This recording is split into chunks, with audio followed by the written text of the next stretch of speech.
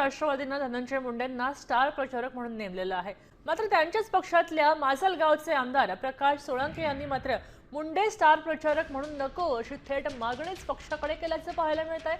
आता हे स्टार प्रचारक म्हणून परळीमध्येच बरे आहेत, इथे आले तर काहीतरी विपरीत घडेल आणि त्यामुळे त्यांना माझ्या मतदारसंघामध्ये पाठवू नका असं विधान प्रकाश सोळंके यांनी केलंय।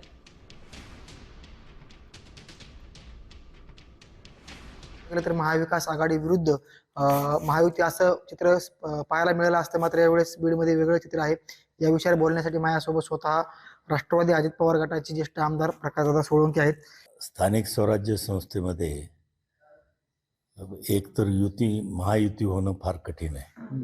तुम्ही आज महाराष्ट्रातलं चित्र पाहिलं तर कुठंही फार थोड्या ठिकाणी, मोजक्या ठिकाणी महायुती झालेली आहे आणि बीड जिल्ह्याचं तर चित्र सगळं वेगळंच आहे। फक्त परळीमध्ये युती होते आणि जिल्ह्याचे